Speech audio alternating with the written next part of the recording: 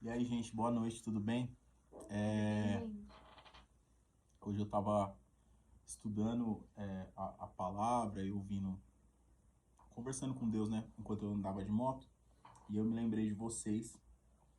E nós temos um grupo onde nós ministramos a nossa família aqui, o pessoal da nossa casa. E hoje a gente gostaria de estender algumas dessas coisas que nós falamos sobre a Bíblia, sobre Jesus, sobre quem é Jesus, sobre a salvação, sobre o reino. E a gente queria abençoar você com aquilo que a gente tem vivido e tem experimentado aqui. É algo bem simples, mas primeiro eu gostaria que vocês entendessem que existe uma diferença entre a fé e o fideísmo. Então, o que é o fideísmo? O fideísmo é eu crer em algo que eu não entendo. E é o que 90% da cristandade brasileira, dos cristãos brasileiros, eles se movem assim, seja católico, evangélico, protestante, a maioria é fideísmo. Então eles nem entendem, na verdade, o que a Bíblia quer dizer, ou o que Jesus quis dizer, ou o que Jesus fez na Terra, mas eles simplesmente acreditam. E é em nome desse fideísmo que muitas vezes pessoas são feridas, é em nome do fideísmo que às vezes pessoas são atacadas, é em nome do fideísmo que se fala coisas que não se entende, tá? E nós gostaríamos de esclarecer algumas coisas a respeito da Bíblia e acerca daquilo que a Bíblia diz sobre salvação. Porque eu creio que esse deve ser um assunto que vocês devem ter ouvido muitas coisas. Não sei se o Sam ouviu, mas eu sei que o Lucas já deve ter ouvido muitas coisas a respeito disso, tá? Então a Karina vai ler ali para mim a carta aos Efésios no capítulo 2, versículos 8, 9 e 10. Vai lá, Bíblia. Efésios 2, né? Efésios 2, 8, 9 e 10. Porque pela graça sois salvos, mediante a fé. E isso não vem de vós, é dom de Deus. Não de obras para que ninguém se glorie. Pois somos feitura dele, criados em Cristo Jesus para boas obras, as quais Deus de antemão preparou para que andássemos nela. Amém? Então, esse versículo, ele está falando sobre a salvação. A gente vai construir algo aqui, e aí no final eu vou explicar para vocês por que a gente está construindo esse algo e o que eu quero realmente oferecer para vocês construindo isso que a gente vai construir aqui. Então, no versículo que ela leu, diz assim, porque pela graça sois salvos.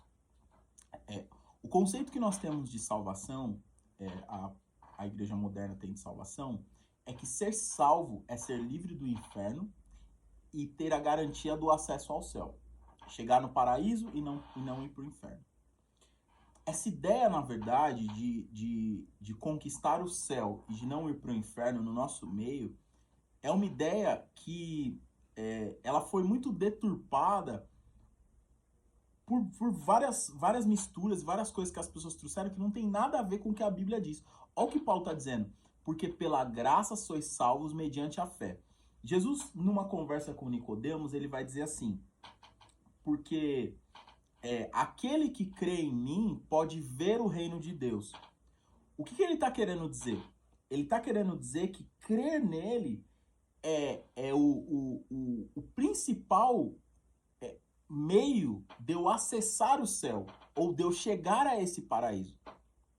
Entende? E quando Paulo vai dizer assim para os Efésios, ele diz assim, porque pela graça sois salvos. Continua aí, Baby. Porque pela graça sois salvos mediante a fé. E isto não vem de vós, é dom de Deus. Pode parar aí. Isso não vem de vós, é dom de Deus. Dom significa presente. Então, a salvação, na verdade, ela é um presente que Jesus entregou para nós. Aí eu pergunto para vocês, o ato de ser livre do inferno, ele é algo que aconteceu simplesmente porque eu criei em Deus? Não. Não foi por isso. Houve uma obra a ser feita para que isso acontecesse. E quem fez essa obra? Jesus na cruz do Calvário. Então, o que a Bíblia diz a respeito da obra da cruz? A Bíblia diz que a obra da cruz é loucura para os que perecem, mas salvação para os que creem. Por que é loucura para os que perecem? O que ela está querendo dizer? Existia um grupo de pessoas que eram judeus que eles acreditavam no seguinte, que só haveria salvação para quem nascesse judeu, para quem tivesse sangue judeu de uma linhagem judia.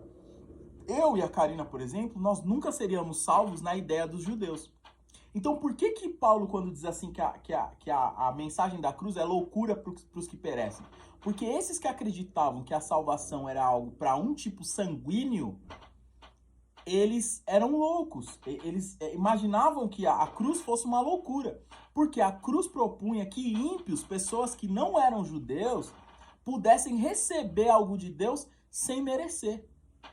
Então, como que a ideia da salvação foi construída lá no Antigo Pacto, no tempo de Jesus? Era assim, eu tinha que nascer judeu, eu tinha que vir de uma boa linhagem de judeu, e eu ainda tinha que cumprir toda a lei para que, ao final da minha vida, eu recebesse algo e fosse livre do inferno.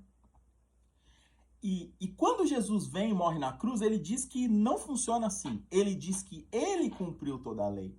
E que através da fé nele, eu alcanço algo que sozinho eu não poderia. Então, quando nós falamos de pessoas que são salvas pela fé, pela graça, nós não estamos falando de pessoas que estão na igreja e pessoas que não estão na igreja, ou pessoas que frequentam a igreja ou que não frequentam, ou pessoas que têm comportamento A ou comportamento B, ou estilo de vida A ou estilo de vida B. Nós estamos falando de um tipo de pessoa que nasceu com um sangue diferente do sangue dos filhos de Israel, e que não cumpre a cultura e a lei porque não entende, não nasceu nesse ambiente. Existem leis muito específicas que falam sobre questões, por exemplo, eu não posso reter a urina. Os judeus creem que quando você retém a urina, você peca. Os judeus... Então, a forma como eles vivem pela lei era justamente contra isso que Paulo pregava. Então, Paulo vai dizer assim, porque a salvação, ela é dom de Deus, ela é presente de Deus e não vem pelas obras para que ninguém se glorie. Ou seja, para que ninguém possa chegar diante de Deus e dizer assim, olha, Senhor, eu vou entrar no céu agora, eu vou alcançar o paraíso porque eu sou muito bom, ou porque eu fiz muita coisa, ou porque eu cheguei lá, ou porque eu sou fantástico. Não é essa a ideia. A ideia é, eu criei no Deus que justifica o ímpio. E quem é ímpio? O ímpio é todo mundo que tem um sangue diferente do judeu. No Deus que justifica o ímpio pela fé. Ou seja, eu creio nesse Deus, que é a pessoa de Jesus, eu entendo o que ele fez na cruz do Calvário. O que ele fez na cruz do Calvário? Era necessário que eu cumprisse toda a lei para que eu fosse salvo. Isso não é mentira, mas ele cumpriu toda a lei. E quando ele cumpre toda a lei, ele oferece para nós algo. Ele diz assim, olha, eu tenho um presente. A partir do momento que você crer em mim, tudo isso que eu cumpri vem para a sua vida. Então, o que a obra da cruz faz? A obra da cruz pega toda a minha impiedade e coloca na cruz. E ela pega toda a lei que Jesus cumpriu e coloca em mim. E aí eu sou justo diante de Deus. E é isso que Paulo está dizendo. E aí quando Paulo vai dizer sobre as obras, ele diz assim, porque não vem das obras para que ninguém se glorie, porque quando Jesus não é aceito pelos judeus, ou seja, quando os judeus dizem nós não acreditamos que esse cara que morreu na cruz é Deus, eles se fazem ímpios como nós, porque eles rejeitam o próprio Deus.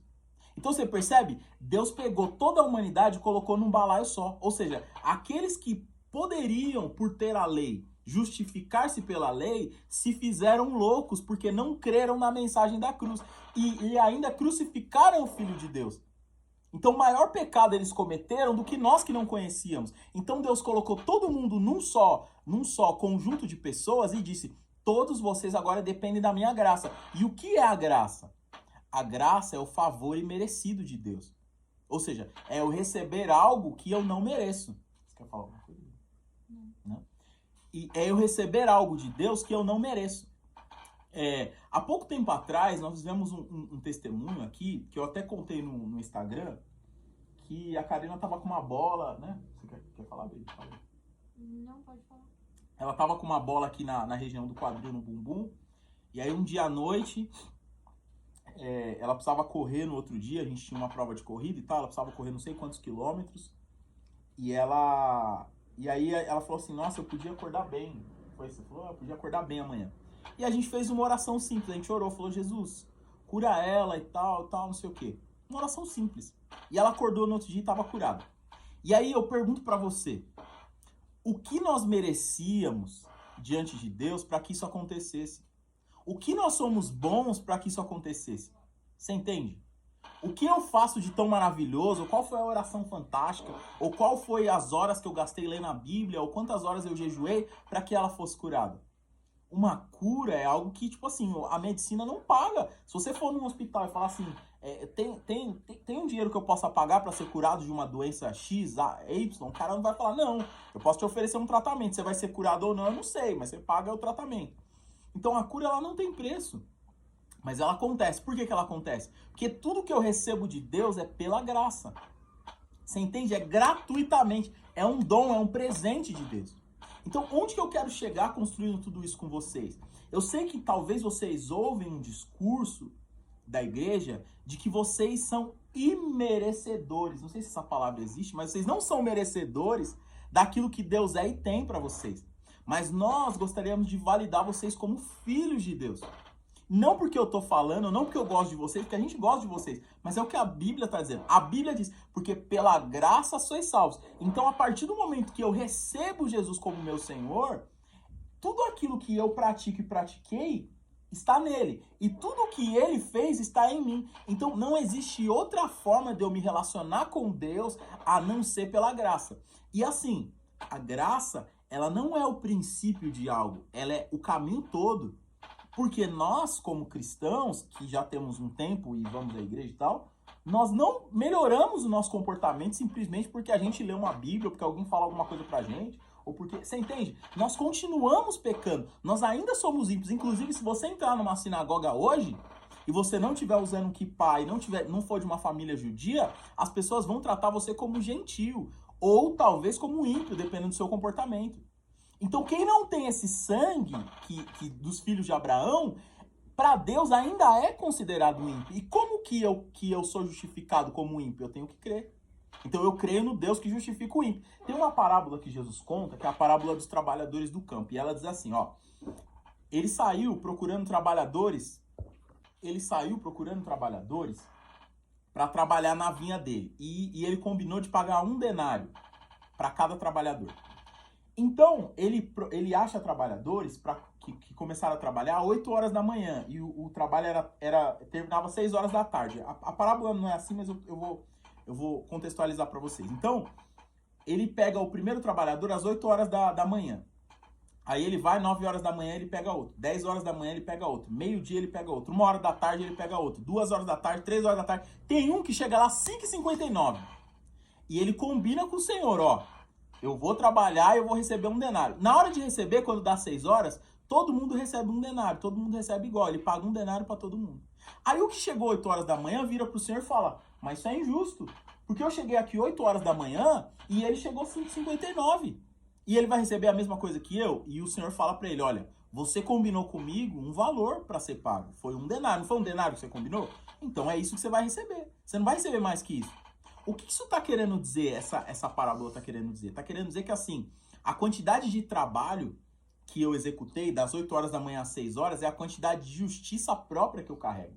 Então, é o tanto que eu faço para Deus, acreditando que eu vou receber alguma coisa em troca porque eu estou fazendo. E aí tem aquele cara que chegou 5h59, vai receber o mesmo que eu. Por quê? Porque ele é justificado por aquilo que ele acredita. Ele acredita que aquele Senhor é justo para pagar 1 denário, ainda que eu tenha trabalhado 1 minuto só. Você está entendendo isso? Então, a salvação ou ser livre do inferno não é algo que eu conquisto com a minha força, com o que eu faço, com o meu comportamento, com o meu estilo de vida. Não é isso. A salvação eu conquisto pela fé, crendo no Deus que justifica o ímpio. Quem é esse Deus que justifica o ímpio? O Senhor Jesus. E como que isso acontece? Eu reconheço que ele é o Senhor, que ele ressuscitou dos mortos. Porque se você for lá em Israel, você vai achar muita coisa lá que é mentira. Mas tem uma coisa que é verdade, tem um túmulo lá que está vazio. E esse túmulo não tem o corpo de alguém. E esse corpo que não está nesse túmulo é o que garante que tudo aquilo que ele disse era verdade. Porque ele disse muita coisa, mas ele também disse que ele morreria e ele ressuscitaria. Então, quando eu creio que Deus ressuscitou a Jesus dos mortos, eu sou salvo. E só de eu compreender essa verdade... Então, lembra que eu falei lá no começo? A nossa fé, ela é uma fé baseada em fatos. Ela não é uma fé alegórica, uma fé fideísta. Eu acredito do nada, eu acredito porque eu acredito. Não, não é assim. Eu acredito em algo que realmente aconteceu. Fato comprovado. É comprovado que Jesus viveu, andou na terra. É comprovado que ele morreu. É comprovado que ele foi crucificado e que ele ressuscitou ao terceiro dia. Então, A verdade é que a nossa história é pautada... A nossa história, eu digo, a história, enfim, da humanidade é pautada em antes e depois de Jesus. De fato, porque existiram fatos, evidências de que ele passou por aqui. Sim. E ele ter ressuscitado é o principal que faz com que eu acredite em tudo que aconteceu. Então, quando eu creio na ressurreição de Jesus, eu me torno detentor de toda a santidade que ele construiu na vida dele. E todo o pecado que eu cometi, cometo ou vou cometer está nele. Porque não existe nenhuma forma de eu me conectar a Deus, não existe nenhuma forma de eu chegar a Deus a não ser pela graça, pela fé em Jesus. Você entende? Então, muitas pessoas já disseram, talvez para vocês, que vocês não são filhos de Deus, mas vocês são filhos de Deus. Porque se vocês acreditam nisso aqui que a gente está falando, assim que eu creio, algo automático acontece. Quando eu creio e recebo Jesus como Senhor, o Espírito dele vem morar dentro de mim. E o Espírito dele vem morar dentro de mim como um casamento. A palavra que os gregos usavam era amalgamar, que é uma forma de você unir que não pode separar mais. Então, quando eu creio nele, o Espírito dele vem morar em mim de uma forma que ele não pode se separar. E eu me torno filho de Deus. E aí, da identidade de filho de Deus, eu passo a viver uma vida de acordo com a vontade dele para mim. E a vontade dele para mim, ela é individual e coletiva. Então Deus vai falar com você no seu individual e vai falar com a igreja no coletivo. Mas nunca a vontade de Deus coletiva supera a vontade de Deus individual. Aquilo que ele falar no coração de vocês é sempre muito mais forte do que aquilo que Deus fala com a igreja e vocês ouvem através de outras pessoas. Então entendam isso. Além de filhos, vocês são filhos amados, filhos que têm direito e acesso a tudo que o Pai é e tem. Então, se vocês precisarem serem curados de algo, vocês não tem que pedir oração para ninguém. Vocês podem orar e Deus vai curar vocês. E não vai curar porque vocês estão acreditando uma coisa nada a ver. Ele vai curar vocês porque está escrito na palavra dele que os filhos acessam os dons do seu pai. E um dos dons do pai é o dom de curar. Então, eu orei por ela e ela foi curada, não foi porque eu sou bom, ou porque eu oro muito, ou porque alguma coisa acontece. Não tem isso aí. Ninguém é fantástico assim. Você entende? É simplesmente porque nós cremos e a graça nos garante todo esse acesso. Vocês entenderam isso? Eu espero não ter sido muito repetitivo, nem uma linguagem muito difícil de entender, mas nós sentimos de ministrar isso ao coração de vocês. E é isso. A gente ama vocês. É isso aí. E se vocês precisarem de qualquer coisa, podem contar com a gente. É isso. Tamo junto.